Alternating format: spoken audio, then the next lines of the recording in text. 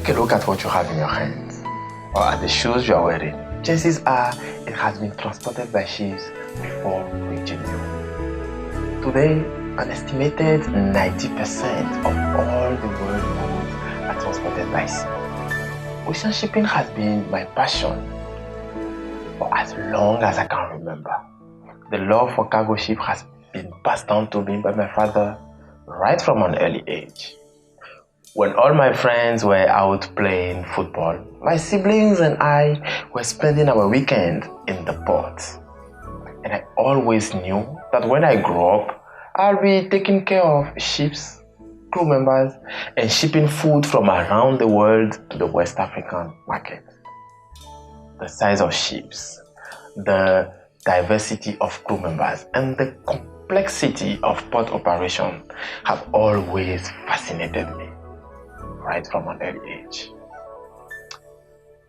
For me, the shipping business by ocean is not just a passion, it's a heritage that I am called to pass down to the next generation. But at what cost? As humans, we want our milk, sugar, maize, wheat, cooking oil to be constantly available at our nearest grocery stores throughout the year at an affordable price and accessible no matter the season. Ships are used for transportation of almost everything we eat, from crops to dairies, fruit and vegetables, frozen fish and meats, absolutely every commodities from one country to another. Sea freight remains the most efficient means of transportation compared to air freight.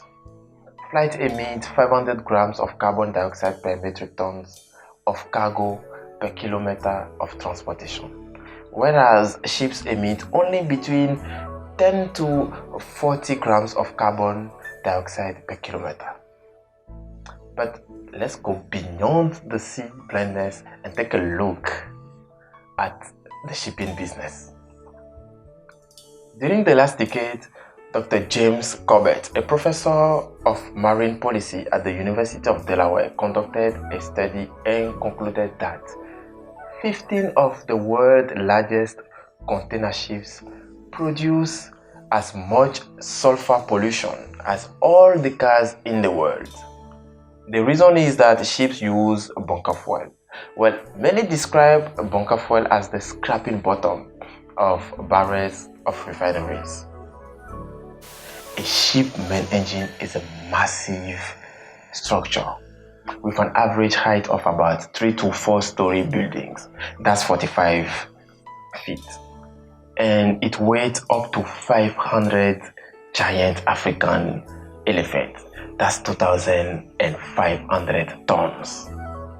The quality and the relatively low cost of that fuel result in the emission of a concentrated sulfur, phosphor, nitrogen, heavy metals and other harmful substances in dangerously high quantity. And you can scale that up to the 51,480 merchant ships currently operating in our ocean. A recent article stated that if global shipping were a country, it would be the 6th largest producer of greenhouse gas emission. Ships are a combination of technology and engineering at the best. A ship's propeller is enormous, and when it reaches full power, it makes so much noise which contributes to the damaging of acoustic habitat of ocean creatures. And we know that at least 175 families of fish communicate with sounds. Ships are operated by crew members, not many though. 20 to 25 members in average include cooks, engineers, seamen, and of course the captain and his officers, all working days and nights to keep the ship running and to make sure our food reach the destination in perfect condition. Maritime labor is predominantly male-dominated and highly risky at all points of views.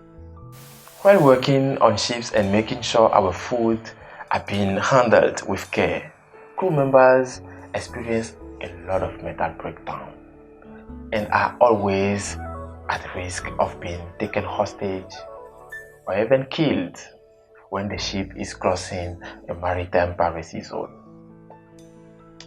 They're on high alert 24/7, thousands of kilometers away from their loved ones, and on top of the very low labor rate due to the open registry policy. The most touching experience I've witnessed was during the COVID-19 pandemic, when the crew members were not allowed to leave the boat during a port of call. They have been trapped on the ship for a very long period of time. Their rare moment of joy is when they spend Christmas or New Year or any other special occasion far away from home. I was happy to join this Indian crew on India's National Day.